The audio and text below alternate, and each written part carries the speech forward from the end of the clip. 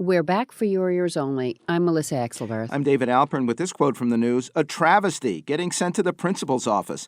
That was Jamie Barnett, lawyer for the female Army captain who filed charges of sexual assault against her boss in Afghanistan, Brigadier General Jeffrey Sinclair, after a military judge simply reprimanded him, ordered a $20,000 fine, and permitted him to retire with pension and other benefits. Sinclair previously pleaded guilty to lesser charges, including adultery with the captain and others. Now this. Well, when he is old enough, I will show him America,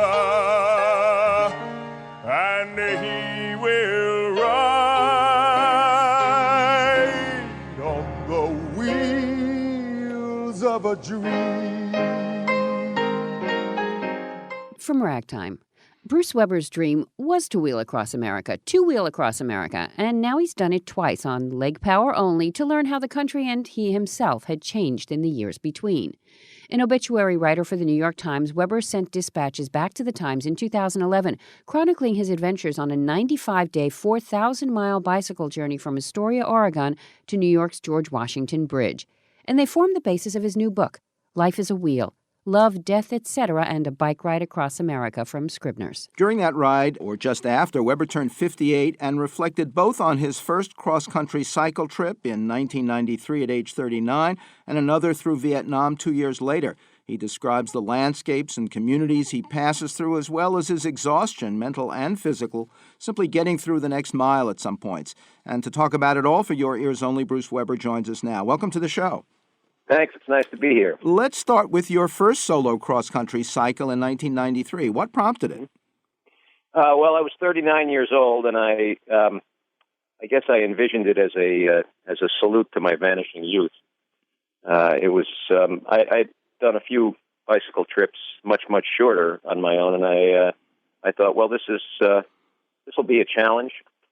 And I probably won't get a chance to do anything like it again, and I probably won't be fit enough to do anything like it again. What led you to do it again? My life needed a jump start a little bit. I was working as an obituary writer, which meant that the subject of death was on my mind quite a lot. I felt the years creeping up on me. Time was ticking along, and I thought, I had a great time on that trip, and it really was one of the highlights of my life. I'd like to maybe let's see if I can regenerate some of that enthusiasm. But the other thing was that really was happening is that I wanted to write a book, and I had long thought that a sort of a solitary bike journey across the United States is a reasonable metaphor for the long sort of solitary journey that that everyone is on, and that I could write.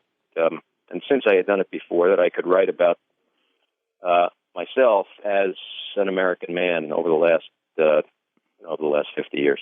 What place in that journey stands out most in your memory, and why? Well, I would say the place that stands out is Logan Pass, which is at the top of Going to the Sun Road in Glacier Park in Montana. And the reason that it stands out is that it was was literally the high point of the trip.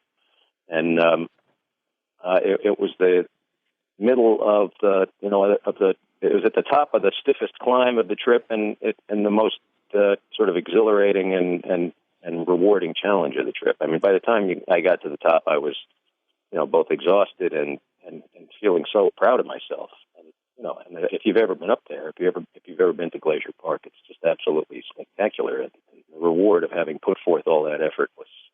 Well, I compared it in the book to being kissed by my 17-year-old girlfriend. And what was the biggest change you noticed in the country and in yourself over the 18 years in between? Well, I think that the differences in the country are much more noticeable when you're not on a bicycle. We are. I think it's pretty clear we are a much more polarized country ideologically now than we were in 1993. And I think that we get our personal relations through electronic media now, and I don't think that helps any. But on a bicycle trip across the U.S., I didn't run into any of that. I'm a New Yorker. I come from a very blue area of the country, and I was riding a bike through some very red places in the country, and running into a lot of people who probably disagree with me about a lot of things, but there was none of that on this trip. Well, they certainly respected what you were doing. I'm thinking Vietnam, which you also cycled through, has probably changed even more than America in 18 years. Any plans to make that trip again? Well, I'd love to go back to Vietnam again. When I was there, it was just as America was normalizing relations with the Vietnamese, and they were both very welcoming and very curious, and they were just developing a service economy, so they were trying to figure out how to be, how to run hotels and restaurants. It was pretty great. It was pretty great. You were inspired by Hemingway and Samuel Beckett. How so? I quoted both of them in the book. They both wrote about bicycling, which might surprise a lot of people.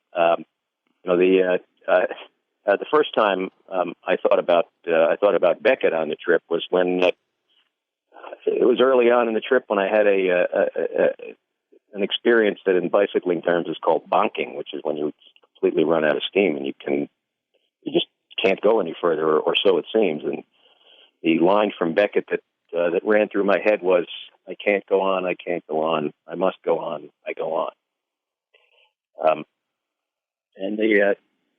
And Hemingway actually did some cycling himself, and there was a quotation. I'm actually not sure where it was from, but he said that he was the first one that I ever read who said that bicycling is a way to learn the countryside and the nature of the place you're in much better than driving in a car.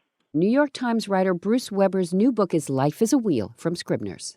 Our sun will ride on the wheels of a dream.